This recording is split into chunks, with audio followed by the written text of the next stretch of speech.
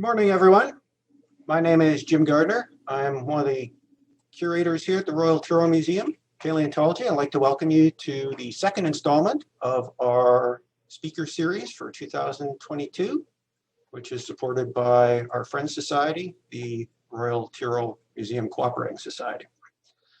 Today, we're happy to have Dr. Gareth Hopkins give a talk for us. Gareth is an assistant professor of biology at Western Oregon University in Monmouth, Oregon, where he teaches and conducts research on the ecology, behavior, evolution, and conservation of amphibians, reptiles, and insects in response to environmental changes. Gareth grew up catching tadpoles in the ditches of Vancouver, British Columbia, before completing a Bachelor of Science degree in biology and natural resource management in wildlife and fisheries at the University of Northern British Columbia, and then moved to Utah to conduct doctoral research on the understanding of the responses of amphibians to salinity stresses. Following his PhD, Gareth served as a research fellow at the University of Melbourne in Australia, where he studied the impacts of light pollution on insects before joining the faculty of Western Oregon University. He's broadly interested in understanding how organisms respond to human-caused environmental change across all levels of biological organization, from individuals to communities, and how we can restore habits to assist the conservation of threatened organisms and ecosystems. He loves science education, music, spending time in nature, playing with dinosaurs with his 4-year-old daughter. So today, I'm happy to introduce Gareth, who will be talking about From Salty Salamanders to Bright Bugs, an evolutionary perspective on life in stressful environments. Gareth, you have the helm. Thanks very much. Yes, thanks so much for that introduction, Jim. I really appreciate the Friends Society and the Royal Truro Museum for inviting me to give this talk today. This is a sort of a mind-blowing experience for me. I visited the Royal Truro Museum as a child and fell in love with dinosaurs and all things evolution when I got that opportunity. And so the opportunity to sort of come back here today, even just in a virtual capacity, is really, really special. So thank you so much to all of you for attending. I just want to start by saying that although I'm going to be presenting things just myself today, science, of course, does not exist in a vacuum, right? And a lot of the work that I'm talking about today was conducted either at Utah State University, where I did my PhD, at the University of Melbourne in Australia, where I did a postdoc, or continuing on here at Western Oregon University. And it was done in conjunction with a whole bunch of people that are my co-authors and collaborators, and just in some cases, people that have inspired me through their own writing on this topic. And this work was funded by a number of organizations, including NSERC and the Australian Research Council. So as I mentioned, I visited the Royal Truro Museum way back in 1995 as a kid. There I am it's a bit of an overexposed photo, and here with my crazy brother. And when I visited the museum, that was one of my first probably exposures to the idea of evolution. And like many of you probably, when you visit a museum, you see all of these ancient things, these dinosaurs and other ancient animals that are no longer with us today. And this is your first sort of exposure to the idea that there were things in the past that aren't here today, and maybe things have changed, but life has changed over time, right? This idea that maybe dinosaurs have evolved to become birds, or that whales are evolved from ancestors that used to walk on land. And we can see the evidence for evolution all around us, looking at structures that get smaller and smaller over time, like the hind legs of this whale, until all that's left are these little vestigial pelvic bones that are no longer used in modern whales, but are signs of this deep evolutionary history. Or maybe you think of evolution as being a tree, and you may have seen an exhibit like I saw here at the Natural History Museum of Utah, of all of these ceratopsian dinosaurs, all joined together in this sort of tree of life, where you have all these different things that are these animals that are clearly different, but they're also clearly related to each other. This idea, and what most of us probably think of when we think about evolution, is actually the idea of descent with modification, which was Charles Darwin's great sort of contribution, one of his great contributions to our understanding of the diversity of life on Earth. This is probably the first sketching of a phylogenetic tree. And Darwin wrote in his notebooks, I think, and he sketched this idea of a tree, this great tree of life, where every species was descended from a succession of ancestral species. And as the branches of that tree radiated out, each species became modified slightly. And those slight modifications accumulated over time to form unique new species. Now, this idea comes with it, though, an idea that evolution takes place very slowly. And the result of this slow evolution is this sort of amazing tree of life that has occurred where we can place ourselves in exactly that tree. And if you look at one of these little branches, you'll see humans here, and you'll see that we are related in some way to those dinosaurs and other extinct things that have come and gone in the history of life. And there's grandeur in this view of life, wrote Darwin, with all of these different organisms connected. And so this is where I think most of us have come to in terms of our understanding of evolution. And Darwin wrote that evolution was a fairly slow process, that we see nothing of these slow changes in progress until the hand of time has marked the long lapse of ages. But in the last couple of decades, biologists have also started to realize that evolution can occur on much faster time scales. That evolution isn't just descent with modification. It isn't just this idea that there were extinct animals and now there are animals that are alive today that are different in some way, but rather evolution can occur rapidly. So some of you may be familiar with the very recent study showing that over the last 50 to 100 years, certain populations of elephants have become increasingly tuskless in response directly to human poaching. Cliff swallows in cities that nest by highways have evolved shorter wings to avoid being hit by cars. And in about 30 years, we've seen these Atlantic killifish on the Atlantic coast of Canada and the US evolve a tolerance to PCB pollutants in their environment.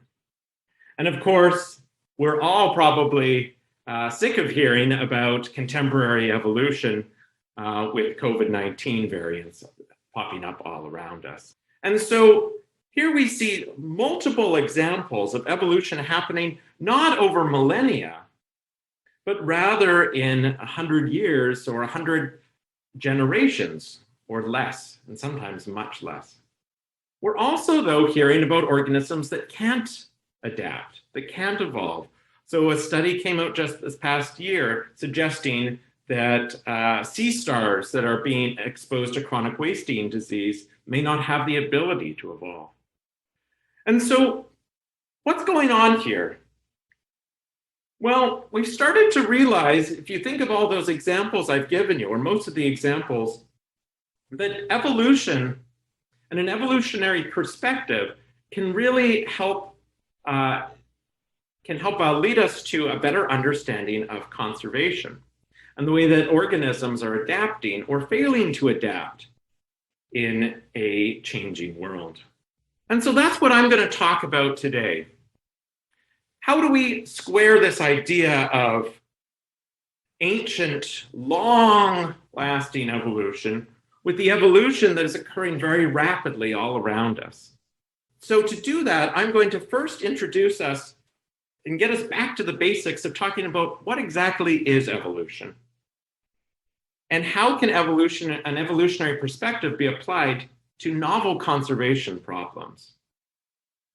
I'm going to use a couple of examples that my colleagues and I have been studying over the last several years of where we've taken a novel conservation problem, both the salinization of freshwater, as well as the introduction of light pollution.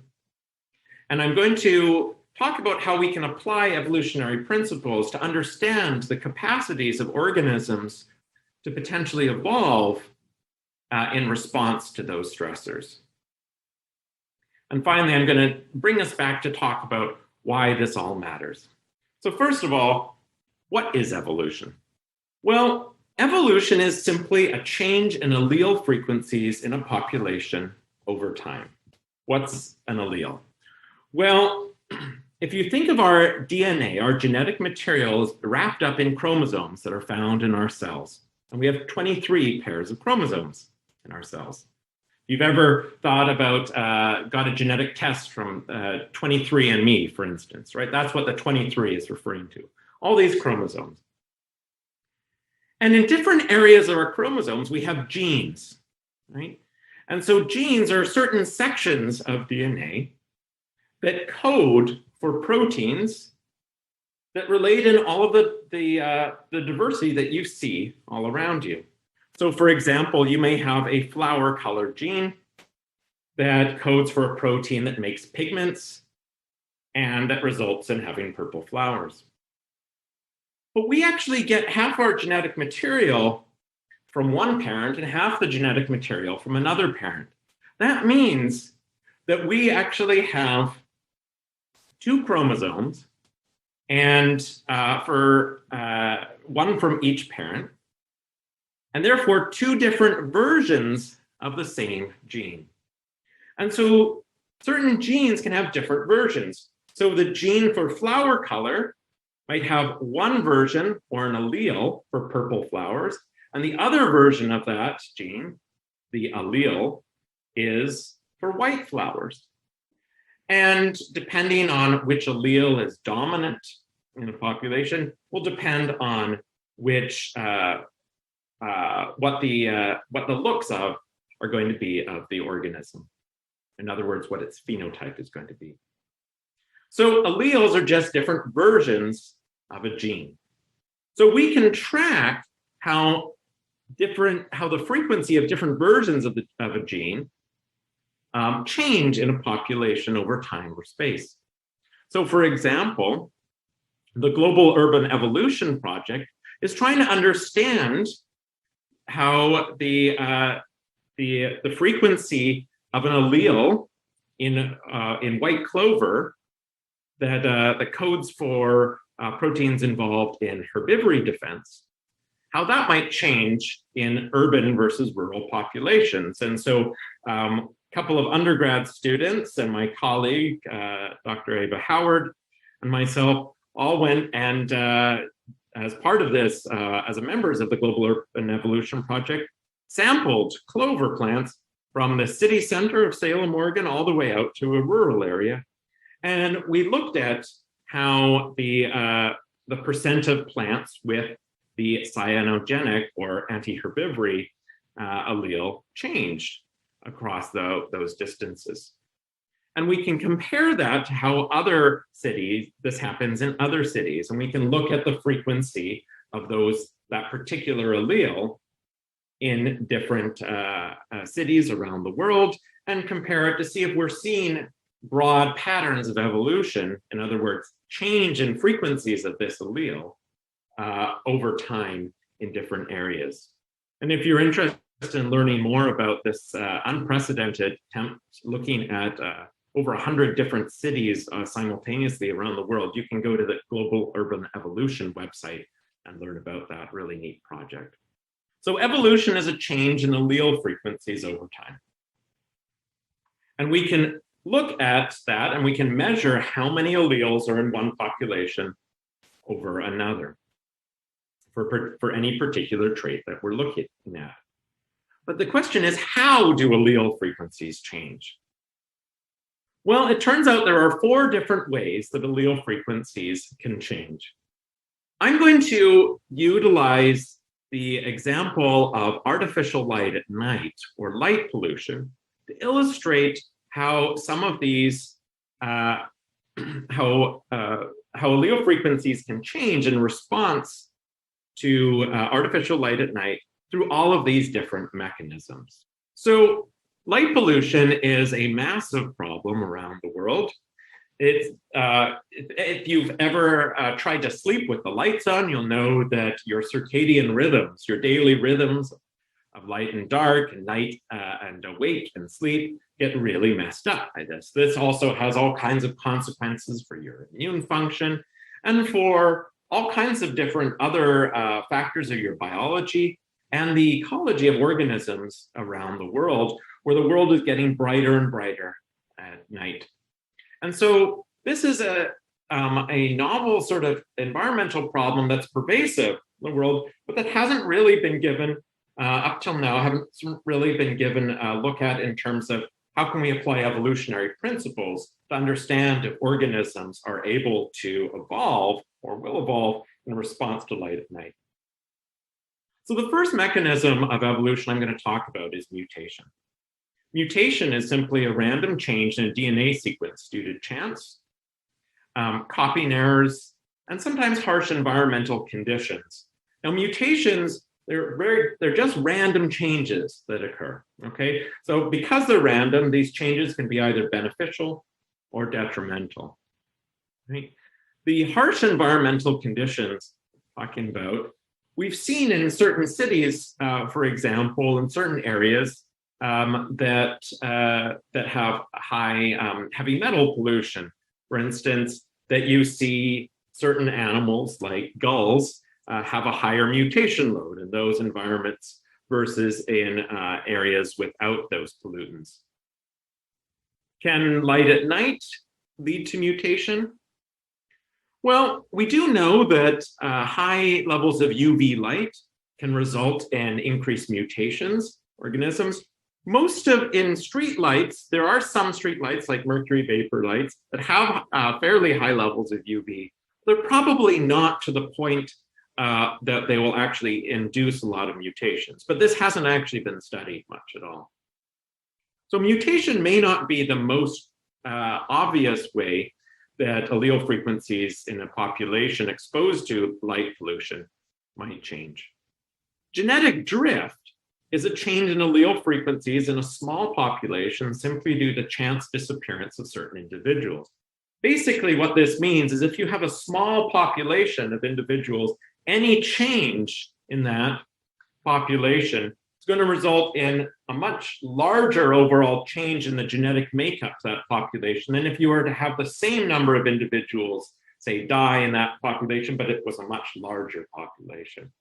So small populations are more likely to result in bigger relative changes in their genetic makeup. What about in response to light pollution? Well, we've seen that artificial light at night can actually result in the reduction of population size of certain organisms, like these spiders, for instance. Some studies have shown that the population density of these tetragnathid spiders are 44% less in lit areas. When you have small populations, it's more likely that that you're going to have a change in allele frequencies that's going to be much more important, simply because you have fewer individuals, even if those changes are occurring just due to chance. Allele frequencies can change in a population due to immigration or emigration. In other words, the movement into or out of an area. This sort of makes sense, right? You're thinking about how the genetic makeup of a population is going to change. If you have certain individuals with certain alleles moving into a population, that's going to change the frequency of alleles in that population. Likewise, if you have individuals that are moving out of the population at a higher rate, that's going to change the frequency of alleles in the population. So how can this be applied to light pollution? Well, if you look at a map of the world, or even a specific area, like you can see here, this is showing Calgary and Drumheller, where the Royal Trail Museum is at. And the brighter colors on this map are showing areas that are more brightly lit. And the bluer areas, darker bluer areas, are showing areas that are darker at night.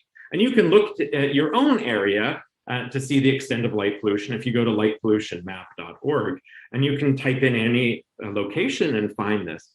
What you'll find, though, if you look across the landscape there of light at night, is that the landscape becomes incredibly fragmented due to light pollution.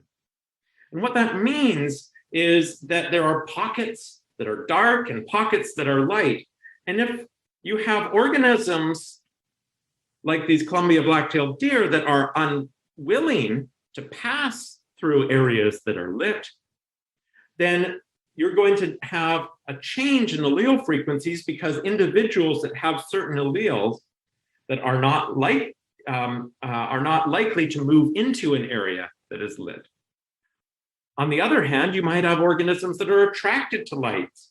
And so that attraction can cause a net movement of organisms with those alleles to move into an area that is lit, right? So light pollution seems to have the capacity to change the genetic makeup of populations through altering gene flow.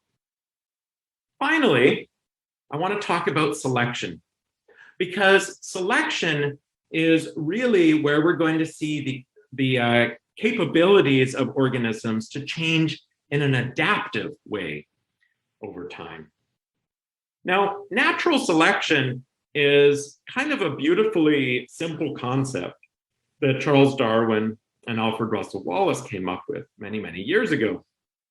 And it can be broken down into some basic principles. The first is that individuals within a population vary. Right? I think we can agree that, that this is pretty much true overall for almost every population. Second, that some of these variations are heritable. In other words, that offspring will resemble their parents, and that they have that these variations are due to your genetics. More offspring are produced than can survive, which is usually the case for most organisms. And finally, in this sort of struggle for survival among all of these individuals, those individuals that are best suited to their local environment will be the ones that survive and pass on those heritable traits to their offspring. So you start with individuals in a population varying, and they vary in some way due to their genetics. And those that have the alleles that will allow them to survive will be the ones that do survive and pass on those alleles to their offspring, which will cause the population to change in allele frequencies over time. So let's look at an example of this, a hypothetical example using some bright bugs, as it were. Let's look at these moths. Let's imagine a population of moths here, and we're looking at a particular gene that is involved in phototaxis. Phototaxis is the movement towards light. And you can imagine that there are two versions of this gene, two different alleles. One, you have individuals that the phototactic allele, those are shown with the yellow dots here. Those are individuals that are attracted to light. And then you also have a different version of the gene, which causes the non-phototactic allele, which causes individuals to not be attracted to light.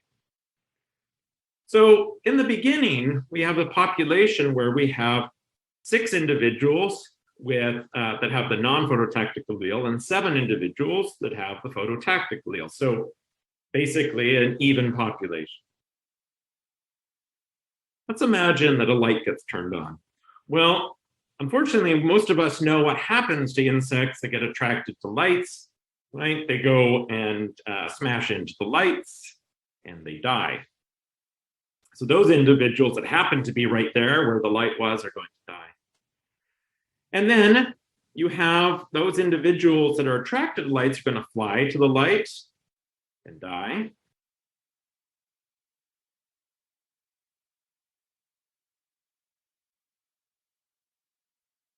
And even those individuals that don't die right away by hitting the light are probably going to die by being eaten by certain organisms that are exploiting that attraction to the light, like geckos, for instance.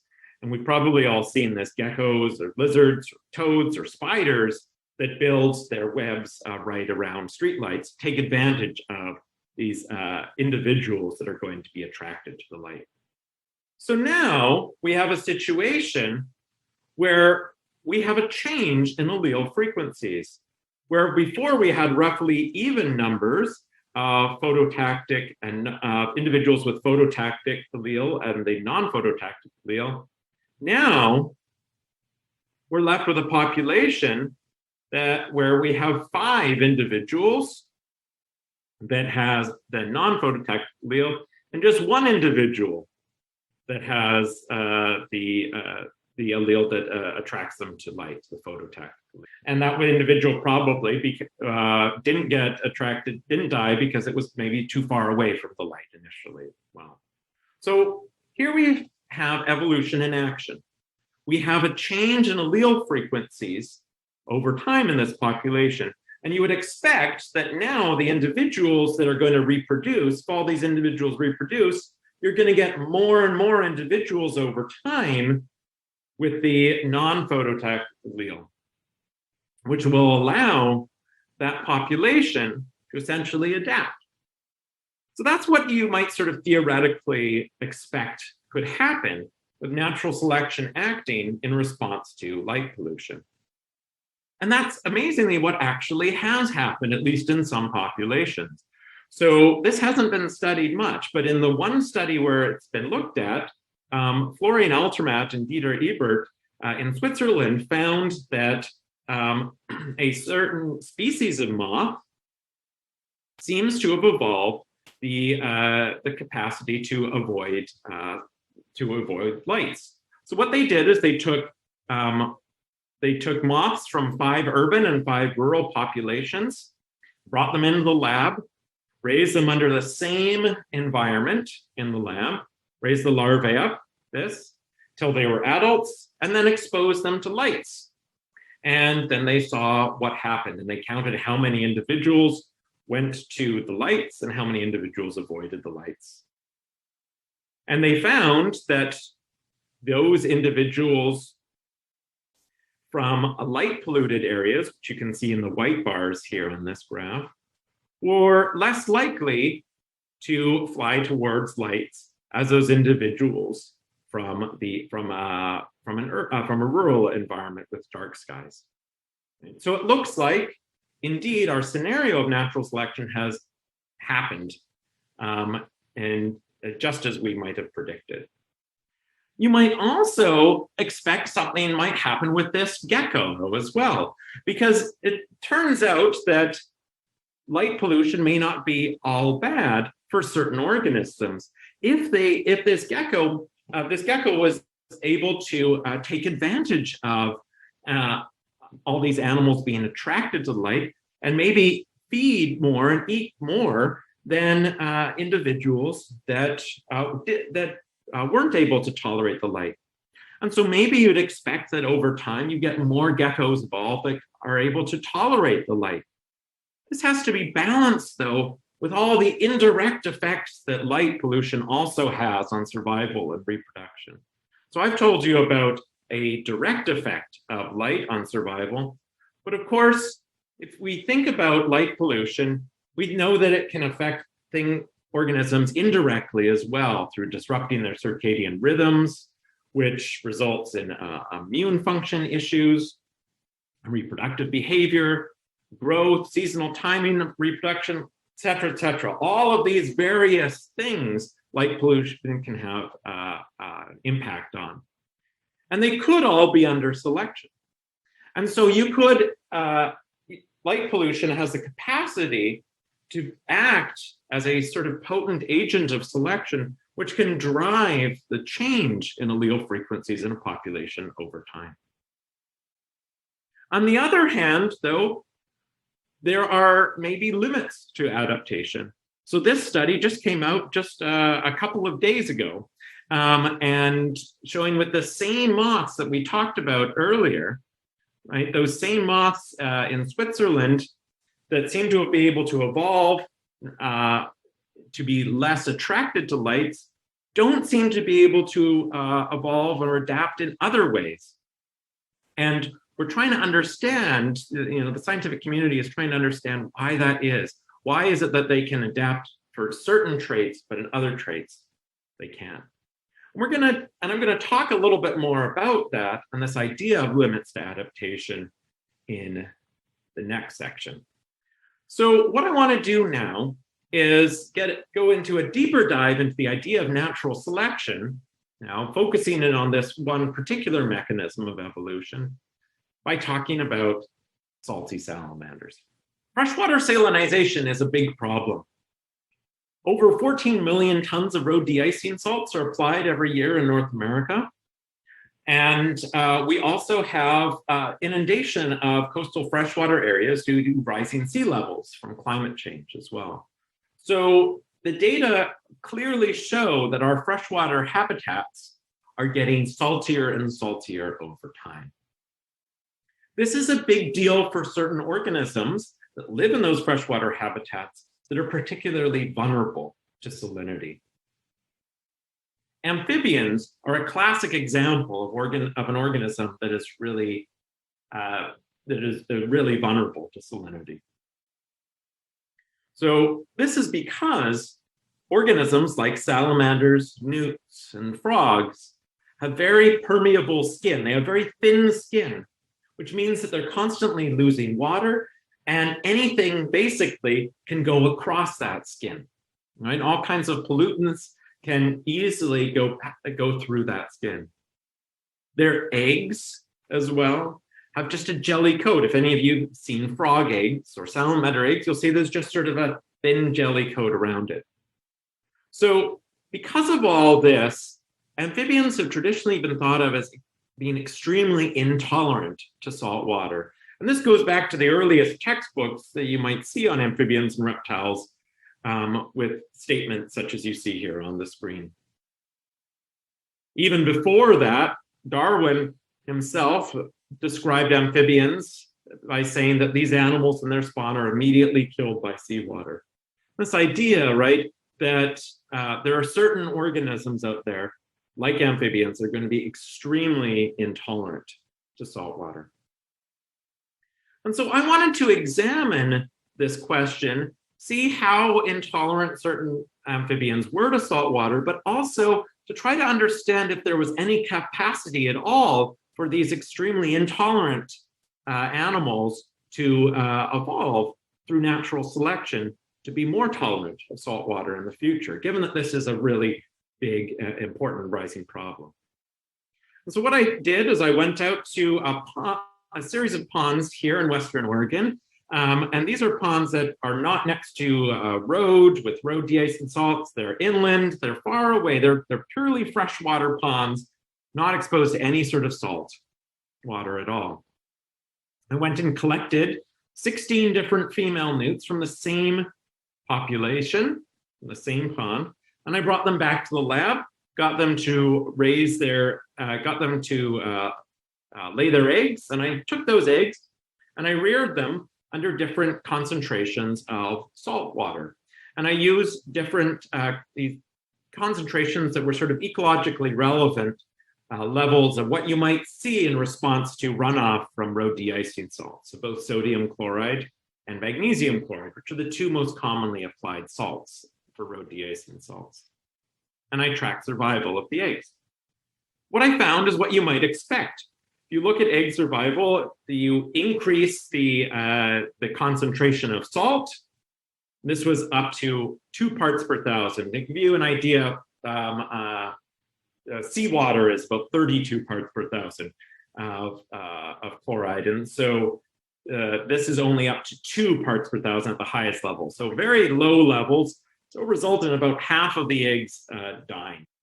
So this is sort of what you might expect. But where this gets interesting is if you look at one of these levels in a little bit more detail. So let's look at the concentration of sodium chloride that was the highest, and look at how different females within that within the population compared. So what I'm showing you here is sort of the average among all of the females. But what you're seeing here is the survival of each one of those individual females. And so what you see is this dramatic variation in survival. You see, for instance, just by way of example, female 11 here in the population, pretty much all of her eggs died in response to salt. Female 6, almost all of her eggs survived in response to the same concentration of salt. Now, remember, these are newts from the same population exposed to the same concentration of salt. And you get variation all around that, everything for almost 100% to almost 0% survival in the same concentration. Now, this is very interesting, right? Because if we go back to Darwin's postulates of natural selection, the very first one states that individuals within a population vary, and that some of these variations are heritable. And so if we go back here to looking at this variation, we might expect that this population now has the raw material for natural selection to actually occur. And if this population was exposed to salinity, then maybe at least some individuals in that population would survive, and those individuals would pass on their genes for tolerance to the next generation, and that allele for salt tolerance would become much more common over time in the population. And therefore, the population would actually evolve to be more salt tolerant, at least at this concentration of salt. And so I wanted to see whether this had happened. And so I went out to the Oregon coast and I surveyed for newts along the coast. And what I found is that there are individuals, there are certain populations that seem to have evolved some sort of a tolerance. I found these rough-skinned newts breeding right here, right next to the ocean in the tidal area of a stream. And you can see in this little video, these newts actually engaging in courtship and mating right next to a rock showing the differences in the tide levels right there on the beach. And this is an area that gets inundated from time to time completely with the ocean, right? And with storm surge. And so the question is, right, are these animals, it looks like they should be more salt tolerant. And so what I did is I collected some animals from both the tidal area and from an area upstream, and I brought them back to the lab. And I exposed them after sitting in fresh water for several months. I exposed them to salt water from individuals from each population, and measured a whole bunch of different physiological traits. And what I found was that over and over again, the newts that were found in the tidal area of the stream were less physiologically stressed by saltwater exposure than those that were found in the freshwater area. And so this is, for example, this graph is showing stress hormone levels, and the freshwater newts are found are in the open squares, and the tidal newts, their values are found in the closed dots there. And what's interesting as well is that not only are tidal newts less stressed by salt, but there also appears to be, their responses appear to be much more consistent. And you see a lot more variation in response to salt in the freshwater individuals found further upstream, which again suggests that maybe natural selection has already acted on the tidal newts. And there's more standing variation and the capability for selection to occur in the freshwater individuals. It may not be completely true that these animals and their spawn are immediately killed by seawater, as Darwin said. But Darwin actually was revising this idea of amphibian intolerance to salt water, even as he was writing new editions of The Origin of the Species. And so this statement came out in the first edition, but by the time the sixth edition rolled out, he included a parenthetical exception to this rule. He said, with the exception, as far as known, of one Indian species. We don't know for sure what he was referring to, but it's probable that he was referring to the crab-eating frog, which is found in India and Southeast Asia, and can actually survive in almost full-strength seawater. They seem to have evolved to live in mangrove swamps where full-strength seawater comes in at high tide. If you look through Darwin's notes, he also found other examples of amphibians living in saline habitats, right? So this is from his field notes from the voyage of the Beagle in Patagonia, where he found an unknown frog, which he just called a rana, where he jotted down it's bred in and inhabits water, it's far too salt to drink. So this idea that amphibians might be able to evolve to salt tolerance keeps coming up over and over again. And so what I did with my colleagues is I went and compiled all of the anecdotes, all of the notes, just like Darwin's here, talking about different amphibians living in saline habitats. And I looked at how common this trend actually was. And it looks like amphibians have evolved to tolerate salt water of some concentration in different coastal and inland habitats in every continent where amphibians are found. Some of this results in pretty extreme cases. So for instance, you have this Brazilian frog here where you can see mussels on the seashore, where it's foraging for invertebrates in that habitat. You see this salamander in a saline lake, hypersaline lake in Mexico. You see these tadpoles in the tide pool off the coast of Taiwan. And in North America, indeed, in response to road de-icing salts, you appear to have these spotted salamanders have evolved to be more tolerant to road de-icing salts in those habitats. Taken together, you have, we found 144 different species that seems to have evolved through natural selection to be more tolerant of salt water. What's interesting about this pattern, though, if you look at this tree, this shows a tree of life of all amphibian families. And you don't need to read everything here, but what you should look at is all the gray.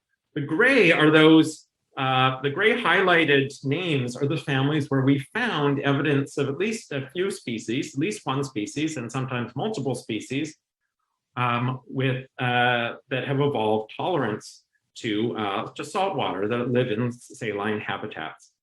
What's interesting is that this doesn't seem to be clustered in any one group of amphibians, but rather is found all throughout the amphibian tree of life, which suggests a very deep evolutionary history to the capability of at least amphibians to evolve tolerance to salt water. What's interesting is if you, and potentially of interest to a lot of you in the audience here that come to a museum talk, is that fossil evidence have suggested that ancient amphibians were actually found in salty coastal environments up to 290 million years ago. And this quote from Dr. Loran is really representative of that. It says, the widespread belief that early amphibians and early stem tetrapods were largely restricted to freshwater has been refuted or questioned by recent investigations. A review of the evidence suggests that several, perhaps most early stegocephalians tolerated salt water, even although they also lived in freshwater. And so perhaps this capacity to evolve in response to varying conditions, salinity conditions, is something that is ancient in amphibians as well. And this somewhat makes sense, right? Because the ability to efficiently regulate sodium chloride in a variety of habitats has always been and will continue to be important for survival, and thus under selective pressure, right? So for instance, this green toad in Europe is found in not only saline habitats, but also found in desert habitats. And in desert habitats, you're constantly drying out. And so the ability to regulate your water and salts would be under selective pressure in a lot of different habitats. But you notice I've been talking mostly about sodium chloride. With other salts and with other stressors, there may be a more limited adaptive ability. So I've showed you results here of eggs, but if you look at the results that we found when we exposed larval newts to either sodium chloride or magnesium chloride, what we find is that while newts can sort of tolerate or regulate low levels of sodium chloride, and their ability to do so becomes less and less predictably as the concentration increases. For magnesium chloride, they really can't tolerate any level, right? You see the same effect basically happening at even low levels as you do at high levels of magnesium chloride. This may be because they haven't really evolved with really high concentrations of magnesium in their environment. So larval salamanders will regulate salts through the use of sodium pumps. But we don't have that same sort of mechanism available for magnesium in these animals. And so when we're thinking about the capacity for organisms to adapt to stressors, we have to think about what their evolutionary history is with those stressors as well. This is particularly important when we think of all the novel stressors that are coming into environments that maybe animals haven't had a deep evolutionary history with. And magnesium chloride is now the second most commonly applied road de-icing salt in North America, which should be some cause for concern. Finally, when we think about our limits to adaptation in stressful environments, we have to remember that adaptation through natural selection is dependent on genetic variation. I showed you the variation in response to 2 parts per thousand of sodium chloride. But if we up the salt concentration, which I did in this study here, what I find is that variation largely disappears. The stressful environment can't be too stressful. There has to be enough variation in responses in a population so that the population can act on that standing genetic variation in order to evolve tolerance. And if the level of the stressor is far too high, then you're not going to have that adaptive capability. And if you remember at the beginning of the talk, I talked about sea stars and chronic wasting disease and how a recent study had shown that they may not be able to evolve. Well, that's largely due to the same problem. That study concluded that there was little evidence for genetic variation associated with susceptibility for sea star wasting syndrome, right? All the sea stars were basically getting it. There wasn't some individuals that were doing better and some that weren't. There wasn't that variation in their capability and therefore the material for them to, the raw material for natural selection to act upon. So this brings up really important questions that need to be studied. What is too stressful? This question is going to vary depending on the organism, the life stage of the organism, and the stressor involved. And although we've learned in this talk that evolution can occur on ecological timescales much faster than we thought, in a world that is changing so rapidly, how quickly can adaptation actually occur, and can it occur fast enough? The answer to that is maybe for certain things and maybe not for certain other stressors.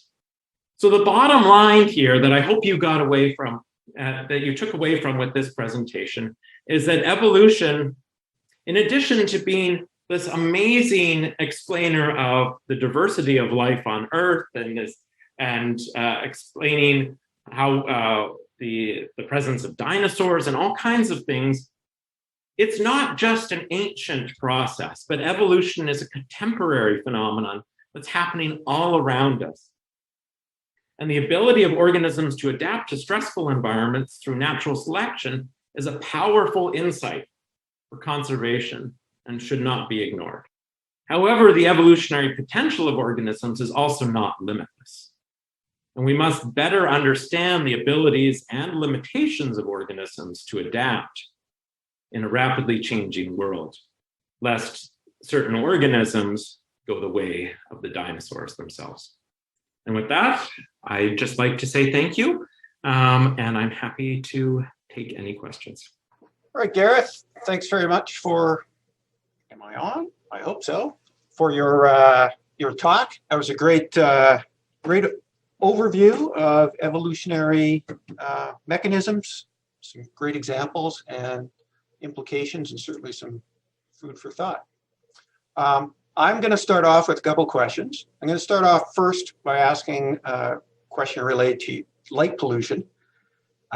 Sure. This may be a little unfair, but I want to ask, I know a lot of migrating birds migrate at night, and I'm wondering, when I look at that rather stunning map of light pollution across North America, is that impacting migration patterns for birds and the success of their migrations?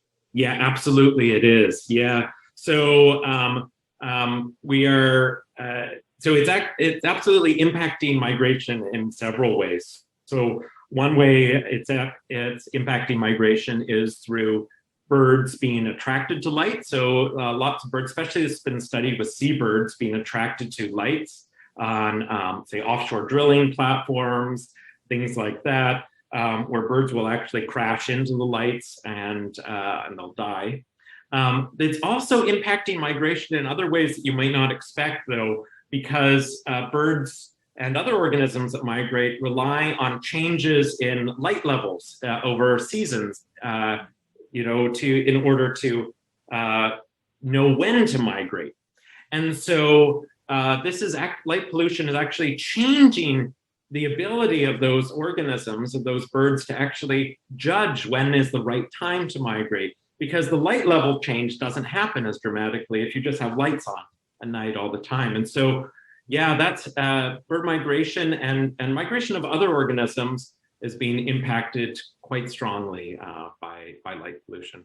All right. Well, it was more serious than I thought it might be. Yeah. Because you want to make sure you get going in good time. You're heading south for the winter. Yeah, absolutely. Yeah. All right. So my other question deals with salinity tolerance in amphibians, and this is how I first became aware of your work, because I've always been intrigued by the idea that colonization of islands or land masses that have never been connected to other land masses by amphibians must have involved somehow salt intolerant amphibians getting across oceans onto these islands. I know rafting has been talked about, and there are examples of these giant mats of mud and vegetation and so forth in the Amazon that get ripped off the shoreline and or ripped off the land and carried downriver and potentially could go out into the ocean. I'm wondering, are there any contemporary examples of actually finding these sorts of mats of rafting vegetation with animals on them? Yeah, I believe there are. I'm trying to think back to some studies. I've looked at least one. I've read at least one study that looked at amphibians getting to islands and them being found on rafts. And there's a lot of sort of conjecture out there as well that, how did this amphibian get to this island habitat? Well, they must have got there through rafting, which means that they must be a little bit more tolerant of salt water than we might have predicted. And so I think, there's certainly there's a lot of pressure there, adaptive pressure for amphibians to evolve tolerance if they want to disperse to some of these novel habitats as well. Yeah, well, somehow they got there. Yeah, absolutely. A lot more needs to be studied. Absolutely. We have a couple questions for you from viewers. Aiden is interested in knowing if there's anything that surprised you about your salamander experiments. Oh, yeah. Well, absolutely. So I was surprised just the initial finding. I was very shocked that there was that much variation in tolerance within a single population. I actually started out this experiment not more from the perspective of just being interested in the impacts of road salts on amphibians from just a purely conservation perspective.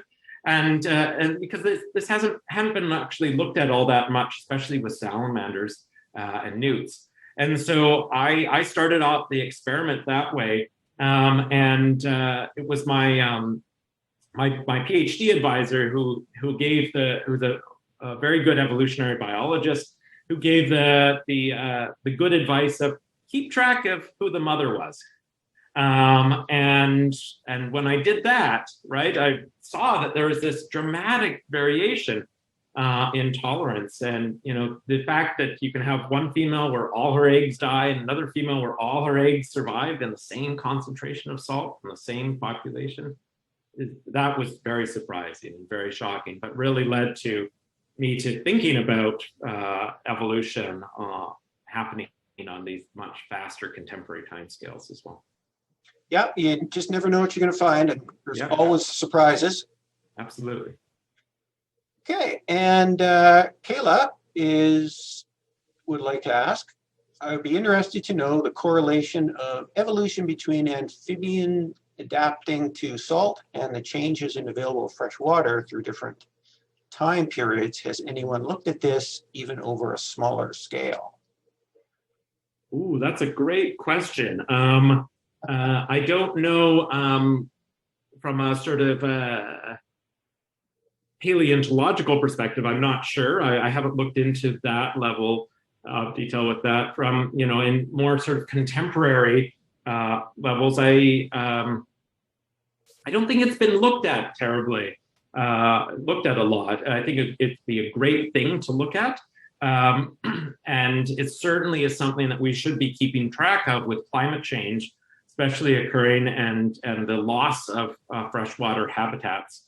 We certainly see that there are coastal amphibians that seem to be able to have standing genetic variation for tolerance in saltwater. And so my hope is that those populations will evolve over time to adapt to those environments, but it's going to depend on how high the salt water, how salty the environment is, how quickly all of that happens as well. But hopefully we'll be able to track some of that happening over the next several years. Right. Yeah. I'll just mention from a paleontological perspective, as someone who works on fossil amphibians and salamanders and similar critters, we often use the presence of amphibian fossils in a locality as just sort of clear evidence that it was a freshwater environment. And certainly the examples that you provided, Gareth, of living ones who are quite happily living in saline environments should be a cautionary tale for all of us. So it's always great to have those modern examples that one can point to. Absolutely. All right. So there are no further questions come through, and I don't have any more at this time. So I'd like to thank you, Gareth, for a great talk. And I hope that when things get a little more close to normal, you'll be able to bring your daughter up to the museum and expose her to our dinosaur fossils and models and the whole Drumheller experience. Absolutely. I am very greatly looking forward to that. And I just want to thank you again, Jim, for this invitation to give the talk, and for everyone that tuned in today. I really appreciate you coming, and I hope you learned something new. And I'm happy to, if you want to get in touch with me in the future, I'm also happy to answer any questions in the future too. So thanks for your talk, Gareth. And next week, our talk, we're going to stick with the State of Oregon theme. Our speaker next week is Elena Gezzo from the University of Oregon, and she will be talking about from the past to satellites, new ways of mapping fossils from remote locations. So that should be kind of interesting. So I encourage anyone who's interested in that to join us, sign up and join us next week, next Thursday at 11 Mountain Standard Time for Elena's talk. Thank you. Have a great weekend, and happy Valentine's Day, everyone. Bye.